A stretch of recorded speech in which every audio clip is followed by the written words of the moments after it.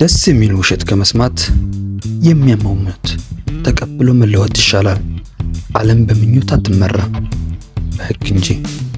ዛሬ የምናያቸው 6 መራራ እውነታዎች የሕይወትን ጨዋታ ሕግ የሚያስተምሩ ናቸው። እነዚህ እውነታዎች ስትረዳ በሰዎች አስተያየት መከፋት ይቆማል። የሥራ ዓላማህን በሚገባ ትረዳለህ።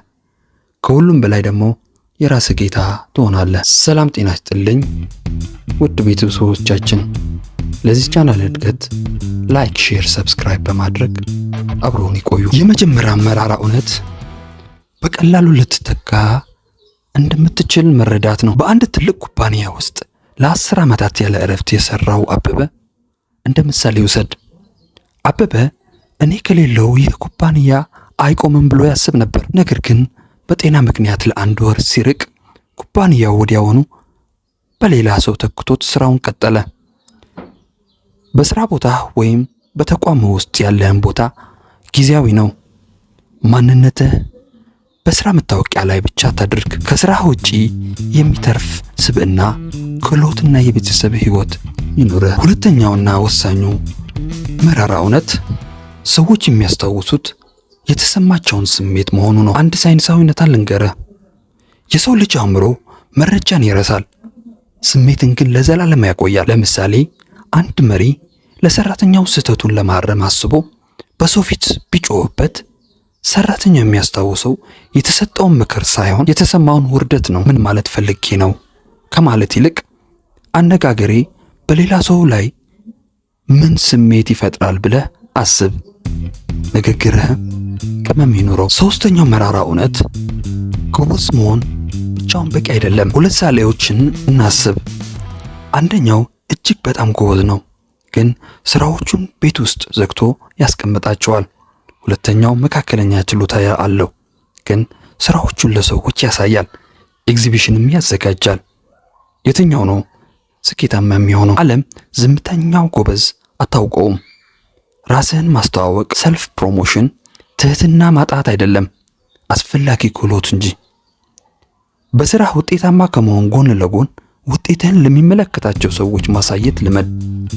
አራተኛው መራራ እውነት ለመለወጥ ፍጹም ዝግጁ የምትሆንበት ጊዜ አይመጣም። ለመዘመር ዝግጁ መሆን አይጠበቅብህም፣ ነገር ግን ዝግጁ ለመሆን መጀመር አለብህ። ብዙዎቻችን አዲስ ነገር ለመጀመር፣ ለምሳሌ የራስህን ስራም ለመጀመር፣ ትዳር ለመያዝ ወይም ትልቅ ኃላፊነት ለመቀበል ሁሉ ነገር ተሟልቶ ዝግጁ የምንሆንበትን ቀን እንጠብቃለን።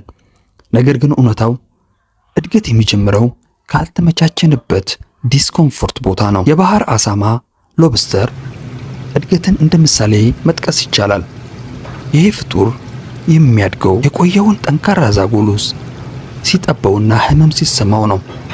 ህመሙ ካልተሰማው ዛጎሉን ጥሎ አዲስ ትልቅ ዛጎል አያበጅም ነበር። እኛም እንደዚሁ ነን።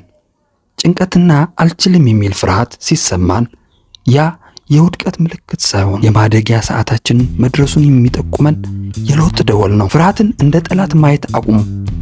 ፍርሃት ማለት አእምሮህ አዲስና ካንተ አቅም በላይ የሆነ ትልቅ ነገር እያጋጠመው መሆኑን የሚገልጽበት መንገድ ነው። ፈርተህም ቢሆን አድርገው፣ ምክንያቱም በሂደት ውስጥ ነው ብቃቱ የሚመጣው እንጂ ቁጭ ብለህ በመጠበቅ አይደለም። አምስተኛው አንዳንድ በሮች የሚዘጉት ረጅም ጊዜ ስለቆየህ ነው። በምቾት ቀጠና ውስጥ መቆየት አንድን የማይሆን ነገር ወይም የማይመጥንህን ስራ ይስተካከላል ብለህ ሙጭጭ ካልክ ሌሎች አዳዲስ እድሎችን ታጣለህ። ጊዜው ሲደርስ መልቀቅን ካልተማርክ ህይወት በግርፋት ታስወጣሃለች። በየጊዜው ራስህን ጠይቅ። እዚህ ቦታ ላይ የምቆየው ስለሚጠቅመኝ ነው ወይስ ለመውጣት ስለፈራሁ ነው? ስድስተኛውና ዋነኛው መራራ እውነት ጥረት የውጤትን ዋስትና አይሰጥም። በፈተና ወቅት 24 ሰዓት ያጠና ተማሪ ሊወድቅ ይችላል። 5 ሰዓት ያጠናው ደግሞ ሊያልፍ ይችላል። ጥረት ትኬት እንጂ ሽልማት አይደለም። ስላላረፍክ ብቻ ውጤት ማግኘት አለብኝ ብለህ አታስብ። ጥረትህ እድልህን ከፍ ያደርገዋል እንጂ ውጤቱን አይቆጣጠረውም። በውጤቱ ላይ ሳይሆን በሂደቱ ላይ ትኩረት አድርግ። አንዴ ስላልተሳካ ጥረትህን አታቁም። እድልህን ለመጨመር ደጋግመህ ሞክር። ለማጠቃለል ያክል እነዚህ 6 እውነታዎች ተስፋ ሊያስቆርጡን አይገባም። ይልቁንም ከእንቅልፋችን ቀስቅሰው ለውጊያ ሊያዘጋጁን ልንፈቅድላቸው ይገባል።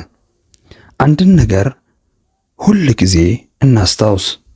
ዓለም የምትሰጠን ዝም ብለን ስለሞከርን ወይም ስለደከምን አይደለም። የህይወት መመሪያ ተረተን የገባንበት ያህል ነው። ህጉን እወቀው፣ በብልሃት ተጫወተው። ያኔ ውጤቱ ካንተ ጋር መምጣቱ አይቀርም። በቀጣይ ቪዲዮ እስክንገናኝ በጠንካራ እውነታ ላይ የቆመ ስኬታማ ህይወት ይሁንላችሁ። ቸርን ሰንብት።